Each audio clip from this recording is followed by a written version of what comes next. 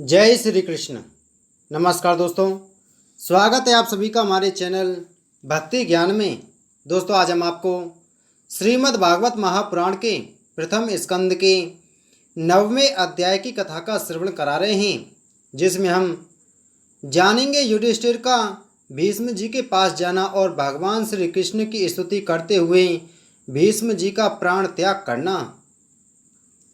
श्री सूत जी कहते हैं, इस प्रकार राजा युधिष्ठिर प्रजाद्रोह से भयभीत हो गए। फिर सब धर्मों का ज्ञान प्राप्त करने की इच्छा से उन्होंने कुरुक्षेत्र की यात्रा की, जहाँ भीष्म पितामह सरसैया पर पड़े हुए थे। शौनक आदि ऋषियों उस समय उन सब भाइयों ने स्वर्ण जड़ित रथों पर, जिनमें अच्छे अच्छे घोड़े जुते हुए थे, सवार होकर अपने भाई युधिष्ठिर का अनुगमन किया। उसके साथ व्यास, धौम्य आदि ब्राह्मण भी थे। शौनक जी अर्जुन के साथ भगवान श्री कृष्ण भी रथ पर चढ़कर चले। अब उन भाइयों के साथ महाराज युधिष्ठिर की ऐसी शोभा हुई मानो यक्षों से घिरे हुए स्वयं कुबेर जी जा रहे हों। अपने अनुचरों और भगवान श्री कृष्ण के साथ वहां जाकर पांडवों ने देखा कि भीष्म पितामह स्वर्ग से गिरे हुए देवता के समान पृथ्वी पर पड़े हुए हैं। उन लोगों ने उन्हें प्रणाम किया। शौनक जी उसी समय भरतवंशियों के गौरव रूप भीष्म पितामह को देखने के लिए सभी महर्षि, ब्रह्मर्षि, देवर्षि, राजर्षि वहां आए। पर्वत, नारद, धौम्य, भगवान व्यास, बृहदश्व, भारद्वाज शिष्यों के साथ परशुराम जी, वशिष्ठ, इंद्रप्रमद, त्रित, घृतसमद, असित, कक्षीवान, गौतम, अत्रि, विश्वामित्र, सुदर्शन तथा और भी सुखदेव आदि शुद्ध हृदय महात्मागण एवं शिष्यों के सहित कश्यप, अंगिरा पुत्र बृहस्पति आदि मुनिगण भी वहां पधारे। भीष्म पितामह धर्म को और देश काल के विभाग को, कहाँ किस समय क्या करना चाहिए, इस बात को जानते थे। उन्होंने उन बड़भागी ऋषियों को सम्मिलित हुआ देखकर उनका यथायोग्य सत्कार किया। वे भगवान श्री कृष्ण का प्रभाव भी जानते थे, अतः उन्होंने अपनी लीला से मनुष्य का वेश धारण करके वहां बैठे हुए तथा जगदीश्वर के रूप में हृदय में विराजमान भगवान श्री कृष्ण की बाहर तथा भीतर दोनों जगह पूजा की।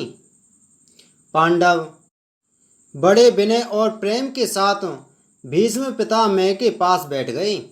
उन्हें देखकर भीष्म पितामह की आंखें प्रेम के आंसुओं से भर गईं। उन्होंने उनसे कहा, धर्मपुत्रों, हाय हाय, यह बड़े कष्ट और अन्याय की बात है कि तुम लोगों को ब्राह्मण धर्म और भगवान के आश्रित रहने पर भी इतने कष्टों के साथ जीना पड़ा, जिसके तुम कदापि योग्य नहीं थे। अतिरथी पांडु की मृत्यु के समय तुम्हारी अवस्था बहुत छोटी थी। उन दिनों तुम लोगों के लिए कुंती रानी को और साथ साथ तुम्हें भी बार बार बहुत से कष्ट झेलने पड़े। जिस प्रकार बादल वायु के बस में रहते हैं, वैसे ही लोकपाल के सहित सारा संसार काल भगवान के अधीन है। मैं समझता हूँ कि तुम लोगों के जीवन में ये जो अप्रिय घटनाएं घटित हुई हैं, वे सब इन्हीं की लीला हैं। नहीं तो जहाँ साक्षात धर्मपुत्र राजा युधिष्ठिर हों, गदाधारी भीमसेन और धनुर्धारी अर्जुन रक्षा का काम कर रहे हैं, गांडीव धनुष हो और स्वयं श्री कृष्ण सुहृद हों, भला वहाँ भी विपत्ति की संभावना है। ये काल रूप श्री कृष्ण कब क्या करना चाहते हैं, इस बात को कभी कोई नहीं जानता। बड़े बड़े ज्ञानी भी इसे जानने की इच्छा करके मोहित हो जाते हैं। युधिष्ठिर, संसार की ये सब घटनाएं ईश्वर की इच्छा के अधीन हैं। उसी का अनुसरण करके तुम इस अनाथ प्रजा का पालन करो, क्योंकि अब तुम ही इसके स्वामी और इसे पालन करने में समर्थ हो। श्री कृष्ण साक्षात भगवान हैं। ये सब के आदि कारण और परम पुरुष नारायण हैं। अपनी माया से लोगों को मोहित करते हुए ये यदुवंशियों में छिपकर लीला कर रहे हैं। इनका प्रभाव अत्यंत गूढ़ एवं रहस्यमय है। युधिष्ठिर, उसे भगवान शंकर, देवर्षि नारद और स्वयं भगवान कपिल ही जानते हैं, जिन्हें तुम अपना ममेरा भाई, प्रिय मित्र और सबसे बड़ा हितु मानते हो, तथा जिन्हें तुमसे प्रेमवश अपना मंत्री, दूत और सारथी तक बनाने में संकोच नहीं किया है, वे स्वयं परमात्मा हैं। इन सर्वात्मा समदर्शी, अद्वितीय, अहंकार रहित और निष्पाप परमात्मा में उन ऊंचे नीचे कार्यों के कारण कभी किसी भी प्रकार की विषमता नहीं होती। युधिष्ठिर, इस प्रकार सर्वत्र सम होने पर भी देखो तो सही, वे अपने अनन्य प्रेमी भक्तों पर कितनी कृपा करते हैं। यही कारण है कि ऐसे समय में, जबकि मैं अपने प्राणों का त्याग करने जा रहा हूँ, इन भगवान श्री कृष्ण ने मुझे साक्षात दर्शन दिया है। भगवत परायण योगी पुरुष भक्ति भाव से इनमें अपना मन लगाकर और वाणी से इसके नाम का कीर्तन करते हुए शरीर का त्याग करते हैं और कामनाओं से तथा कर्म से बंधन से छूट जाते हैं। वे ही देवदेव भगवान अपने प्रसन्न हास्य और रक्त कमल के समान अरुण नेत्रों से उल्लसित मुख वाले चतुर्भुज रूप से, जिसका और लोगों को केवल ध्यान में दर्शन होता है, तब तक यही स्थित रहकर प्रतीक्षा करें, जब तक मैं इस शरीर का त्याग ना कर दूं। शिशुजी जी कहते हैं, युधिष्ठिर ने उनकी यह बात सुनकर सरसैया पर सोए हुए भीष्म पितामह से बहुत से ऋषियों के सामने ही नाना प्रकार के धर्मों के संबंध में अनेकों रहस्य पूछे। तब तत्ववेता श्री भीष्म पितामह ने वर्ण और आश्रम के अनुसार पुरुष के स्वाभाविक धर्म और वैराग्य तथा राग के कारण विभिन्न रूप से बतलाए हुए निवृत्ति और प्रवृत्ति रूप द्विविध धर्म, दान धर्म, राज धर्म, मोक्ष धर्म, स्त्री धर्म और भगवत धर्म, इन सब का अलग अलग संक्षेप और विस्तार से वर्णन किया। सौनक जी, इनके साथ ही धर्म, अर्थ, काम और मोक्ष, इन चारों पुरुषार्थों का तथा इनकी प्राप्ति के साधनों का अनेकों उपाख्यान और इतिहास सुनाते हुए विभाग से वर्णन किया। भीष्म पितामह इस प्रकार धर्म का प्रवचन कर ही रहे थे कि वह उत्तरायण समय आग पहुंचा, जिसे मृत्यु को अपने अधीन रखने वाले भगवत परायण योगी लोग चाह करते हैं। उस समय हजारों रथियों के नेता भीष्म पितामह ने वाणी का संयम करके मन को सब ओर से हटाकर अपने सामने स्थित आदि पुरुष भगवान श्री कृष्ण में लगा दिया। भगवान श्री कृष्ण के सुंदर चतुर्भुज विग्रह रूप उस समय पीताम्बर फहरा रहा था। भीष्म जी की आंखें उसी पर एक टक लग गईं। उनको शस्त्रों की चोट से जो पीड़ा हो रही थी, वह तो भगवान के दर्शन मात्र से ही तुरंत दूर हो गई तथा भगवान की विशुद्ध धारणा से उनके जो कुछ अशुभ शेष थे, वे सभी नष्ट हो गए। अब शरीर छोड़ने के समय उन्होंने अपनी समस्त इंद्रियों के प्रति विलास को रोक दिया और बड़े प्रेम से भगवान की स्तुति की। भीष्म जी ने कहा, अब मृत्यु के समय में अपनी यह बुद्धि और जो अनेक प्रकार के साधनों का अनुष्ठान करने से अत्यंत शुद्ध एवं कामना रहित हो गई हैं, यदुवंश शिरोमणि अनंत भगवान श्री कृष्ण के चरणों में समर्पित करता हूँ, जो सदा सर्वदा अपने आनंदमय रूप में स्थित रहते हुए ही कभी विहार करने की लीला करने की इच्छा से प्रकृति को स्वीकार कर लेते हैं, जिससे यह सृष्टि परंपरा चलती है। जिनका शरीर त्रिभुवन सुंदर एवं श्याम तमाल के समान सांवला है, जिस पर सूर्य राशियों के समान श्रेष्ठ पीताम्बर लहराता रहता है और कमल सदृश मुख पर घुंघराली अलकें लटकती रहती हैं, उन अर्जुन सखा श्री कृष्ण में मेरी निष्कपट प्रीति हो। मुझे युद्ध के समय की उनकी वह विलक्षण छवि याद आती है। उनके मुख पर लहराते हुए घुंघराले बाल घोड़ों की टाप की धूल से मटमैले हो गए थे और पसीने की छोटी छोटी बूंदें शोभायमान हो रही थीं। मैं अपने तीखे बाणों से उनकी त्वचा को बींध रहा था उन सुंदर कवच मणित भगवान श्री कृष्ण के प्रति मेरा शरीर, अंतःकरण और आत्मा समर्पित हो जाएं।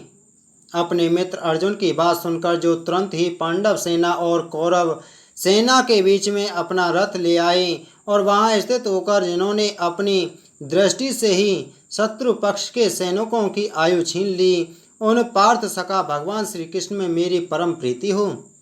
अर्जुन ने जब दूर से कौरवों की सेना के मुखिया हम लोगों को देखा, तब पाप समझकर वह अपने स्वजनों के वध से विमुख हो गया। उस समय जिन्होंने गीता के रूप में आत्मविद्या का उपदेश करके उसके सामयिक अज्ञान का नाश कर दिया, उन परम पुरुष भगवान श्री कृष्ण के चरणों में मेरी प्रीति बनी रहे। मैंने प्रतिज्ञा कर ली थी कि मैं श्री कृष्ण को शस्त्र ग्रहण कराकर छोड़ूंगा। उसे सत्य एवं ऊंची करने के लिए उन्होंने अपनी शस्त्र ग्रहण न करने की प्रतिज्ञा तोड़ दी। उस समय वे रथ से नीचे कूद पड़े और सिंह जैसे हाथी को मारने के लिए उस पर टूट पड़ता है, वैसे ही रथ का पहिया लेकर मुझ पर झपट पड़े। उस समय वे इतने वेग से दौड़े कि उनके कंधे का दुपट्टा गिर गया और पृथ्वी कांपने लगी। मुझ आतताई ने तीखे बाण मार मार कर उनके शरीर का कवच तोड़ डाला था, जिससे सारा शरीर लहूलुहान हो रहा था। अर्जुन के रोकने पर भी वे बलपूर्वक मुझे मारने के लिए मेरी ओर दौड़े आ रहे थे। वे ही भगवान श्री कृष्ण जो ऐसा करते हुए ही मेरे प्रति अनुग्रह और भक्त वत्सलता से परिपूर्ण थे, मेरी एकमात्र गति हो, आश्रय हो।